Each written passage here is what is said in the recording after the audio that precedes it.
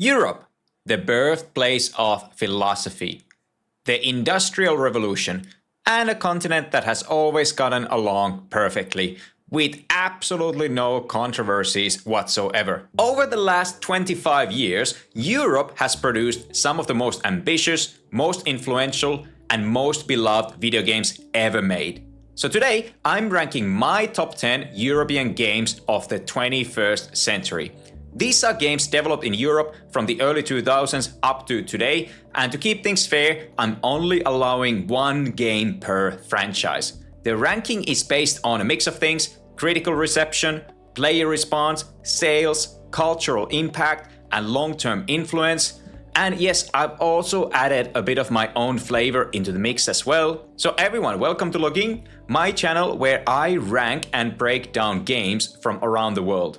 So let me know in the comments, what's your favorite European game of the 21st century? We start this list at number 10 by traveling to a country that gave us indestructible mobile phones, a country with more saunas than cars, and yes, a country that hosts a wife-carrying world championship every year.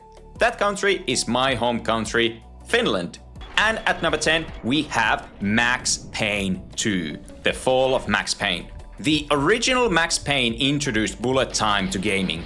That slow motion died, guns blazing, completely changed how action games looked and felt. After Max Payne, slow motion became part of the language of shooters. Max Payne 2 took that idea and perfected it. The gunplay was smoother, the pacing was tighter, and the writing was more confident. Bullet time wasn't just a gimmick anymore, it became part of the game's identity. The game was critically acclaimed, it earned very high Metacritic user scores, and many players still consider it the best Max Payne. That's why Max Payne 2, The Fall of Max Payne, earns the number 10 spot. And at number 9, we travel to a country that gave many of us Finns childhood trauma, mostly from losing ice hockey finals, still holding the world record in javelin, and the place where I discovered absinthe ice cream. This is Czechia, formerly known as Czech Republic.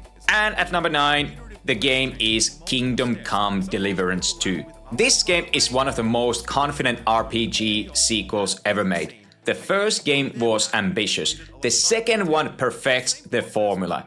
Everything here is sharper. Better pacing, cleaner systems, stronger writing. There's no magic, no chosen one, no shortcuts. Combat is deliberate, punishing, and skill-based. You don't win because the game helps you, you win because you learn. This feels like the modern peak for historical, realism-driven role-playing games.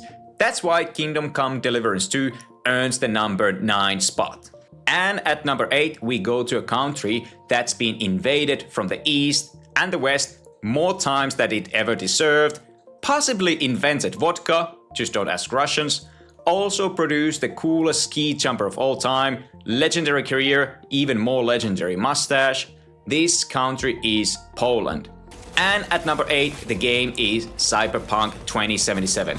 This is one of the most ambitious RPGs ever made. At launch, it struggled, but ambition like this is rare. Night City is one of the most detailed urban worlds ever built. It doesn't just look good, it feels lived in. What really defines Cyberpunk 2077 is player freedom. Build variety, playstyle choice, stealth, hacking, guns, cyberware, you shape how the game plays. Visually, this is peak modern gaming. Few games push visual fidelity this far. Over time, the game didn't just improve, it completely turned its reputation around. Today, it's widely loved and it sold over 25 million copies. Cyberpunk 2077 isn't just a comeback story, it's proof that ambition, when refined, can win people back. That's why Cyberpunk 2077 earns the number 8 spot. And at number 10, we move to a country that founded IKEA. That's actually the right pronunciation, not IKEA. A place designed to make you get lost while buying a table, also eats fermented fish that smells like a war crime, and gave us Spotify, so at least we can listen to music while assembling furniture. That country is Sweden. And this is Battlefield 2. Battlefield 2 didn't just improve multiplayer shooters, it defined them. This is where modern large-scale online shooters really came together. Squads mattered, teamwork mattered, communication mattered. Battlefield 2 introduced systems most shooters didn't even think about at the time. A commander role, real battlefield oversight, strategy layered on top of pure action. Infantry, tanks, jets, helicopters, all on the same battlefield. It reviewed incredibly well, and among fans, it's still considered the purest Battlefield ever made. Battlefield 2 set the blueprint. Nearly every Battlefield game after it follows these rules, and many modern multiplayer shooters still do. That's why Battlefield 2 earned the number 7 spot. And at number 6, we move to a country where we Finns go for cheaper alcohol, like all the time.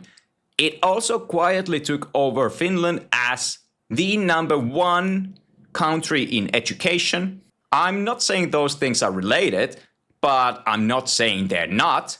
They also gave us this coffee addict who made espresso macchiato world famous. That country is Estonia, and this is Disco Elysium. This is one of the most unique RPGs ever made. No traditional combat, no power fantasy, no safety net. Instead, everything happens through writing.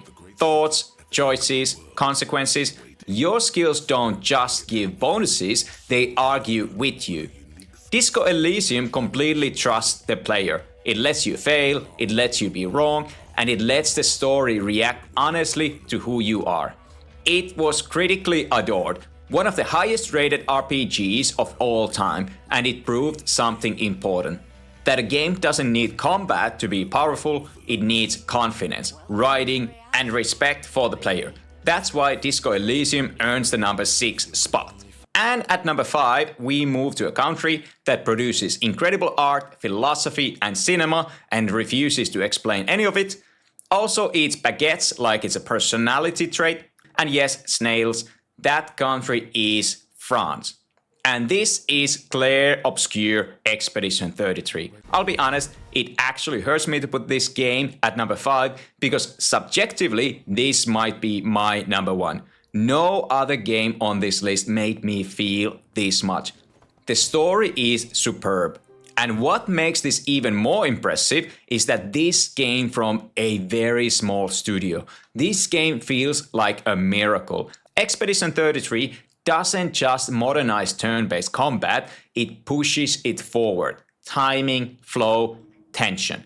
This feels like the next evolution of turn-based RPGs. Visually, it's stunning. Stylized, surreal, completely its own thing. At number 5, this feels right. It reflects just how special this game already is. And at number 4, we move to a small country that produces incredible chocolate, invented waffles that ruin all other waffles, and somehow host half of Europe's bureaucracy.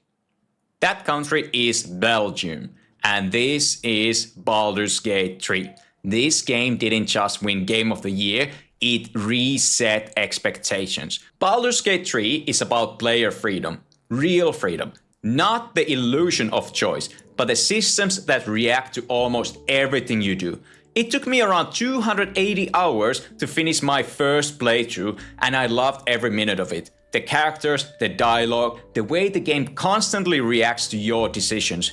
Relationships grow or fall apart, and the game fully commits to the consequences. Under the hood, this is one of the deepest RPG systems ever made. Turn-based combat, environmental interaction, physics-driven problem solving, every encounter can be solved in multiple valid ways. This game showed what happens when developers are passionate and build a game that players want to play.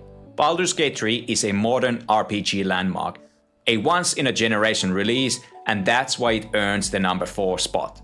At number 3, we travel to a country that gave us Marie Curie, who discovered radioactivity, also gave us Nicholas Copernicus, Flat Earthers' worst enemy, and just to balance things out, they also built the world's first upside-down house. And we are back in Poland.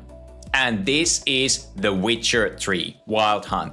This isn't just a great RPG, this is peak open world design. The world is full. Every village has a story. Every path feels intentional. Exploration is rewarded constantly. The Witcher 3 completely changed how quests are written.